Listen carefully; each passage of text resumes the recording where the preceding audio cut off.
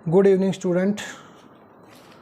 बच्चों, हम मोनोपोली को पढ़ रहे थे। मोनोपोली में हमारी 5 वीडियो आ चुकी है और आज हम बात करेंगे 6th पार्ट की। मोनोपोली के 6th पार्ट में हमारे पास जो कॉन्सेप्ट है उसका नाम है डंपिंग। डंपिंग को हिंदी में बोलते हैं राशिपातन। इसको कीमत विभेद से जोड़कर भी हम पढ़ सकते हैं। जैसे कीमत विभेद में हमने क्या पढ़ा? कीमत विभेद में हमने एक कंट्री की बात की कि एक प्रोड्यूसर होता है, वो अलग अलग लोगों को या अलग अलग फर्म को अलग अलग प्राइस के ऊपर सेम प्रोडक्ट को बेचता है। लेकिन यहाँ पर क्या होता है? यहाँ पर एक देश होता है और विदेश एक हो सकता है, 2 हो सकता है, विदेशी देश एक हो सकते हैं, 2 हो सकते हैं, 3 हो सकते हैं, 4 हो सकते हैं, कितने भी हो सकते हैं, ठीक है ना। लेकिन प्रोडक्ट सेम होगा। सेम प्रोडक्ट की प्राइस डोमेस्टिक कंट्री के अंदर तो क्या होगी? ज़्यादा होगी। और अगर उसको out of the country sell किया जाएगा सेम प्रोडक्ट को, तो वहाँ पर उसकी प्राइस क्या होगी? ज़्यादा होगी। कहने का मतलब क्या है कि यहाँ पर जो डंपिंग है वो 2 देशों का या 3 देशों की सिचुएशन को बताता है। यहाँ हम एक डोमेस्टिक कंट्री ले रहे हैं और एक जो है फॉरेन कंट्री ले रहे हैं। यहाँ पर जो डोमेस्टिक कंट्री है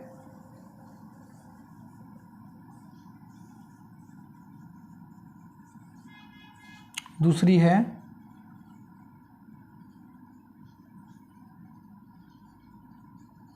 दूसरी फॉरेन कंट्री है हमारे पास। इसका मतलब क्या होता है दोस्तों? इसके अंदर जो डोमेस्टिक कंट्री होगी इसके अंदर प्राइस ज़्यादा ली जाएगी, ठीक है ना। प्राइस ज़्यादा, यहाँ पर प्राइस कम ली जाएगी। दूसरा सबसे बड़ा और मेन अंतर जो इसका होता है वो क्या होता है? वो होता है कि डोमेस्टिक कंट्री के अंदर तो क्या होता है? पोली, प्योर मोनोपोली होता है। और यहाँ पर क्या होता है? यहाँ पर होता है परफेक्ट, यहाँ पर परफेक्ट कंपटीशन होता है। इसी कारण दोस्तों क्या है, यहाँ पर प्राइस ज़्यादा होती है, यहाँ पर प्राइस कम होती है, ठीक है। इसी को डंपिंग बोलते हैं। इसी को अगर हम डेफिनेशन में शब्दों में इसको बयां कर देंगे तो वो क्या बन जाएगा? डेफिनेशन और मीनिंग बन जाएगा।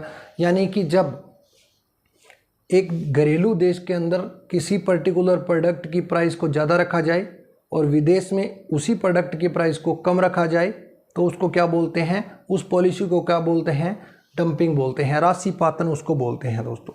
ये जो राशिपातन होता है, जो डंपिंग होती है, इसका कॉन्सेप्ट क्यों अपनाया जाता है? इसके कुछ उद्देश्य होते हैं। कौन कौन से उद्देश्य होते हैं उनके बारे में बात कर लेते हैं। सबसे पहला उद्देश्य होता है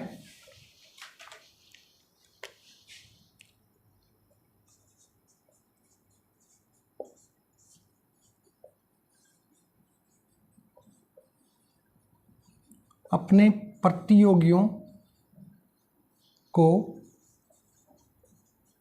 खत्म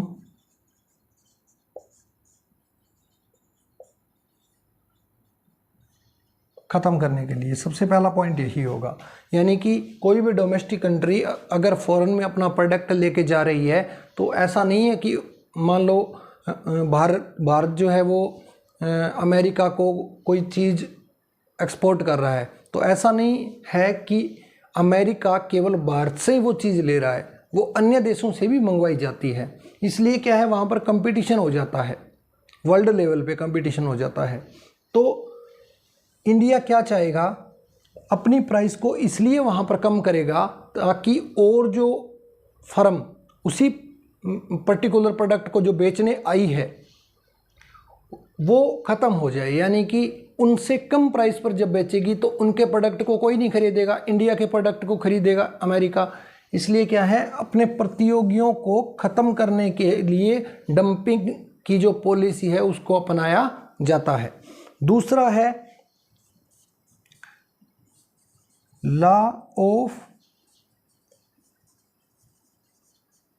इंक्रीजिंग रिटर्न, यानी बढ़ते प्रतिफल का लाभ प्राप्त करने के लिए भी क्या होता है? डंपिंग का यूज होता है। बढ़ते प्रतिफल कब मिलते हैं? जब प्रोडक्शन जो है वो होता है लार्ज, एक बड़े पैमाने पर जब प्रोडक्शन किया जाता है तो साधन के बढ़ते प्रतिफल मिलते हैं। ठीक है, तो ये दो इसकी बात हो गई। तीसरे की बात करें तो फॉरेन मार्केट में यानी विदेशी बाजार में अपने प्रोडक्ट की मांग को बढ़ाने के लिए, विदेशी बाजार में अपने प्रोडक्ट की डिमांड को बढ़ाने के लिए डंपिंग की जाती है। इसके अलावा एक और रह गया, वो क्या होता है दोस्तों, वो होता है कि अनचाहे स्टॉक को निकालने के लिए, अनचाहे स्टॉक को बाहर निकाल दें, जो माल बच गया बिका नहीं वो उसको कम कीमत के ऊपर फॉरेन के अंदर सप्लाई उसको कर दे।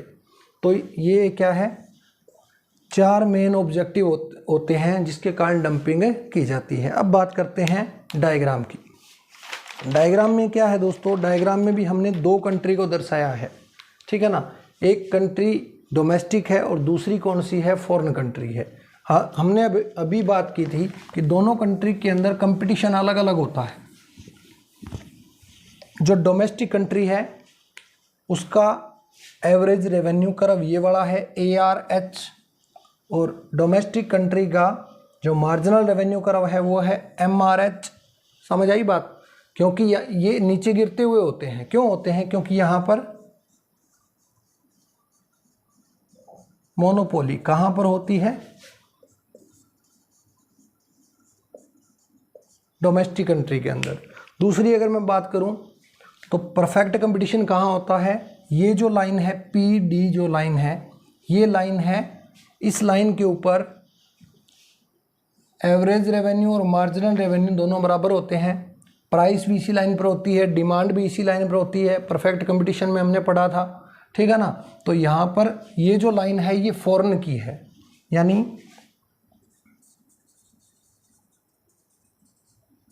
फॉरेन के अंदर क्या होता है,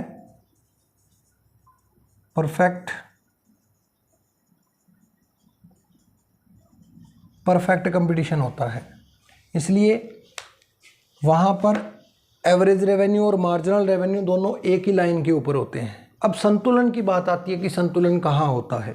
संतुलन वहाँ होगा जहाँ दोनों देशों का इकट्ठा मार्जिनल रेवेन्यू कर्व बनाएंगे, और उसको जब दोनों देशों के इकट्ठे मार्जिनल रेवेन्यू कर्व को जब मार्जिनल कॉस्ट नीचे से जिस पॉइंट पर काटेगी वहाँ पर इक्विलिब्रियम होगा।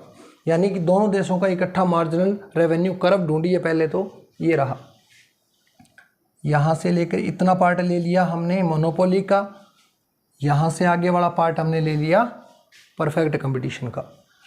ये MR है, ये भी MR है, तो दोनों देशों का इकट्ठा MR वक्र बन गया। इसमें डोमेस्टिक कंट्री का भी जुड़ा है, फॉरेन कंट्री का भी MR कर्व जुड़ा हुआ है। ठीक है, अब इस कर्व को, जिसको मैंने डायरेक्ट कर रखा है, इस कर्व को MC कर्व जिस पॉइंट पर कट करेगी नीचे से, वहीं पर इक्विलिब्रियम होगा, और वहीं पर इक्विलिब्रियम आउटपुट का पता चलेगा कि कितना मैक्सिमम आउटपुट है। ठीक है, तो यहाँ पर MC कर्व जो है वो T पॉइंट के ऊपर कट करती है, T पॉइंट के ऊपर इक्विलिब्रियम है दोस्तों। ठीक है, अब हमें प्रोडक्ट का पता चल गया कि मैक्सिमम कितना प्रोडक्शन हो रहा है, OM, मैक्सिमम प्रोडक्शन कितना हो रहा है, यहाँ लिख देता हूँ मैं, मैक्सिमम